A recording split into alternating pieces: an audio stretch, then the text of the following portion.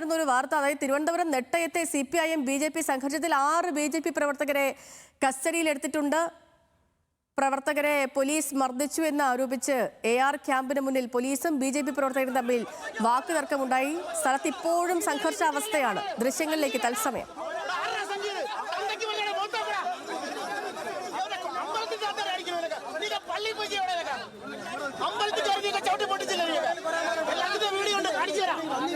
എല്ലാ ചവിട്ടി പൊട്ടിക്കണ ഓരോ പോലീസുകാരും എന്താ ചെറിയ നീ എന്ത് പുല്ലിന് ചെറിയ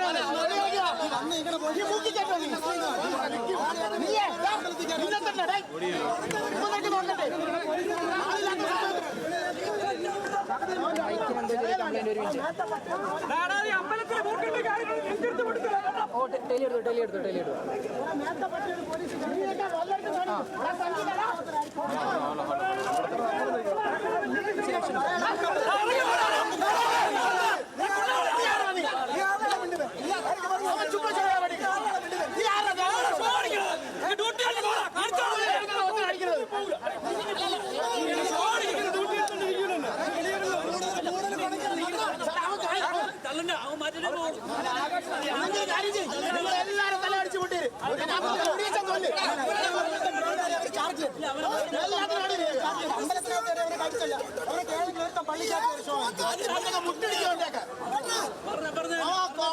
മൊത്തം വീഡിയോ ഉണ്ട്.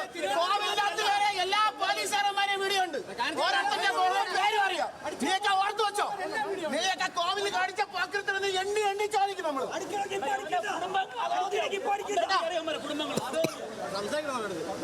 സംഖ്യ ഇറങ്ങി വേണം. കുണ്ടറക്കാരൻ ദീപുണ്ടോ അവിടെ?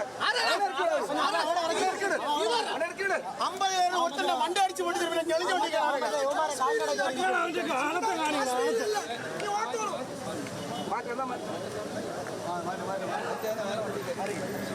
വിവരങ്ങളുമായി ആഷിഖ് നമുക്കൊപ്പം തത്സമയം ചേരുന്നുണ്ട്. ആഷിഖ്, കഴിഞ്ഞ ദിവസവും ഈ സംഘർഷമുണ്ടായിരുന്നു.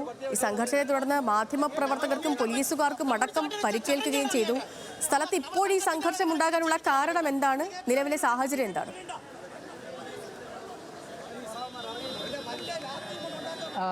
സേതു, ഇന്നലെ ഉണ്ടായ സംഘർഷത്തെ തുടർന്ന് ഇന്ന് ഉച്ചയോടുകൂടി 6 BJP പ്രവർത്തകരെയാണ് പോലീസ് കസ്റ്റഡിയിലെടുത്തത്. തുടർന്ന് അവരെ ഇപ്പോൾ ജനറൽ ആശുപത്രിയിൽ എത്തിച്ചുകൊണ്ട് അവരുടെ മെഡിക്കൽ പരിശോധന തുടരുകയാണ്.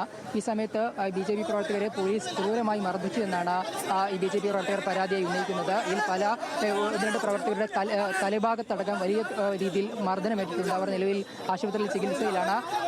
ഈ പോലീസ് തങ്ങളുടെ പ്രവർത്തകരെ ആക്രമിച്ച പോലീസ് ഉദ്യോഗസ്ഥൻ ഇപ്പോൾ ഈ ജീപ്പിലുണ്ട്. അപ്പോൾ ബാക്കി കസ്റ്റഡിയിലെടുത്ത പ്രവർത്തകരെ തിരിച്ച് എയർ ക്യാമ്പിലേക്ക് കൊണ്ടുപോകാൻ ശ്രമിക്കുന്നതിനിടെയാണ് ഈ പോലീസ് ഉദ്യോഗസ്ഥനെ ഈ വാഹനത്തിൽ മാറ്റിയാൽ മാത്രമേ ഈ പോലീസ് വാഹനം കടത്തിവിടുക എന്നുള്ളതാണ് ഇപ്പോൾ BJP പ്രവർത്തകർ പറയുന്നത്.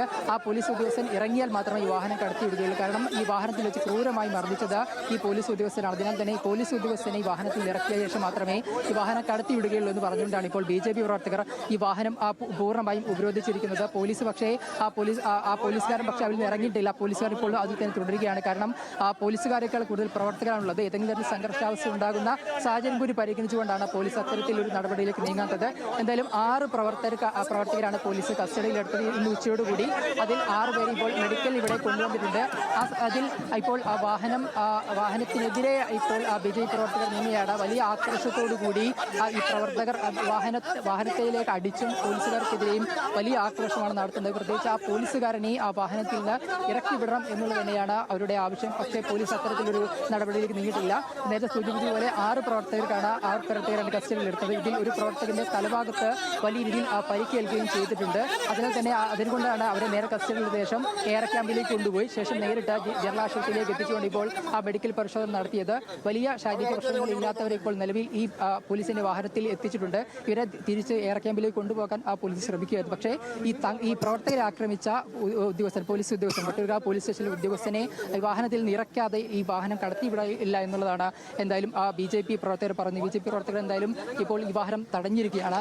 ഈ പോലീസ് ഉദ്യോഗസ്ഥനെ പുറത്തുനിന്ന് വിടാതെ ഈ വാഹനം കടത്തിവിടില്ല എന്നുള്ള നിലപാടിലാണ് ആ BJP പ്രവർത്തകരുള്ളത്. എന്തായാലും 80ഓളം പേർക്കെതിരെയാണ് നിലവിൽ പോലീസ് ജാമ്യമില്ലാ പ്രകാരം കേസെടുത്തിരിക്കുന്നത്. അതിൽ 6 പേരെയാണ് ഇന്ന് BJP പറഞ്ഞ പോലെ തന്നെ തിരുവനന്തപുരം നെട്ടയത്തെ CPIM BJP സംഘർഷം അതിന്റെ തുടർച്ചയെന്നോണം ഇന്നും അവിടെ സംഘർഷമുണ്ട്. സംഘർഷാവസ്ഥ നിലനിൽക്കുന്നു.